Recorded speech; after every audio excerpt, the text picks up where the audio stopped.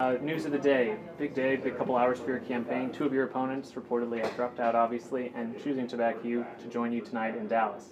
What can you tell us about your conversations with both of those candidates and what their support does for you ahead of Super Tuesday? I haven't spoken to either one of them, and I don't know that to be correct.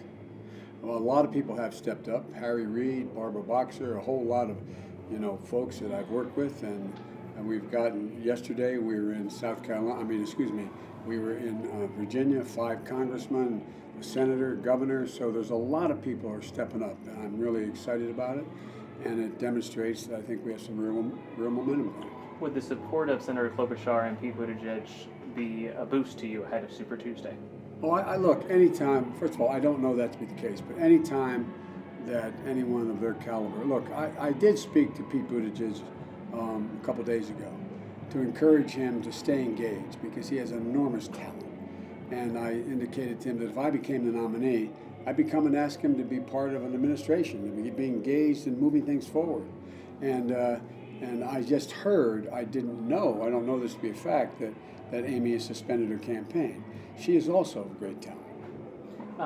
Tomorrow, Super Tuesday, you're here in Texas the day before, here in Houston. What role do you think Texas will play, in particular here, Harris County, which has turned blue in recent Well, I years? think it'll play a big role, and I think it matters a lot. I hope that folks in Texas know me. I've been coming to Texas off and on for a long, long time.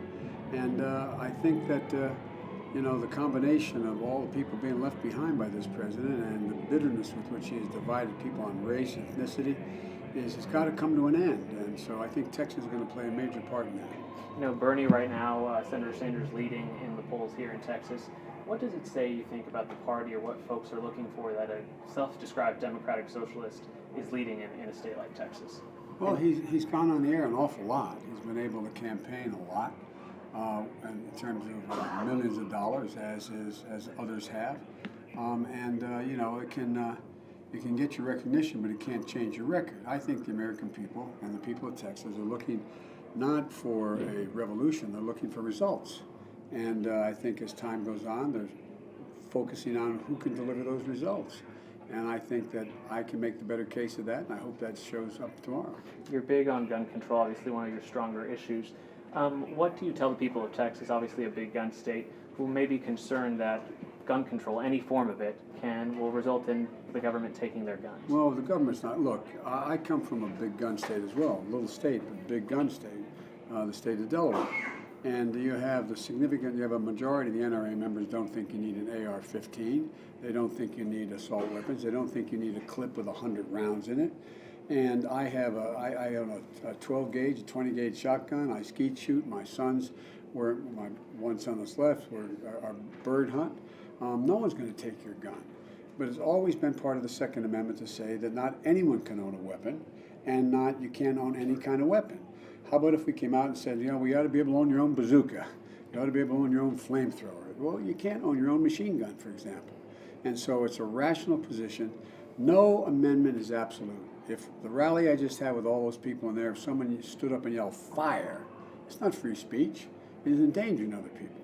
And so there's no absolute amendment, but I guarantee you no one's going to come take your shotgun, no one's going to keep you from being able to hunt or target practice. The Second Amendment is real. I support it, but it does have limitations on who can own a weapon in terms of background checks, as well as what kind of weapon can be owned. Got to ask you about coronavirus news breaking today. 6 deaths total in Washington State now.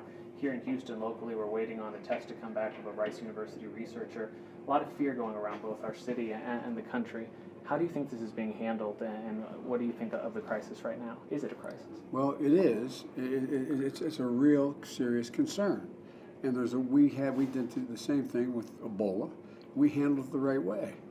We informed people. We beefed up the CDC, the Center for Disease Control. We worked very hard on vaccines. We set up tests early on to be able to determine whether you had the virus. And under Obamacare, any test you had taken was for free. So the whole idea of the words of presidents matter. The idea that he did not, in fact, understand as far back as January, we should be beefing up on the number of tests, the equipment that you could be tested with to determine whether or not you have the virus. It's just bizarre. We were calling for that back in the spring. And so the idea, look, the words of presidents matter. And the one thing a president, and the credibility of a president, at a time of a crisis, a president needs to be able to reassure the American people. No one trusts this president's judgment. And he should step back and let the scientists take care of this. This can be controlled, but the scientists should be directing this. Can I ask you one quick question just about momentum? They're, Yeah. they're calling it Joe-mentum. Twitter calls it the Biden bounce back. Do you feel the energy out there, and what are you calling it? Is this Joe-mentum? No, Is this I'm a not Biden calling bounce anything, back? but it's real. There's real, like, we not only won in South Carolina and did well in Nevada, but it's the first two states that had reflected what the country looks like. We won every single county in South Carolina. We won every single designated group. We won every single constituency. We won the Hispanic vote. We overwhelmingly won the black vote. We won middle-class white folks that were from the suburbs vote. So we feel good. It's the first time we have an opportunity to go to the base Democratic constituency. As I said, the American people are looking for change. They're not looking for a revolution, and they want somebody who can deliver that change. I think I can do that. Thank you so much. Thank you, guys. Good Appreciate questions. it. Good Thank you. questions. Thank you so much.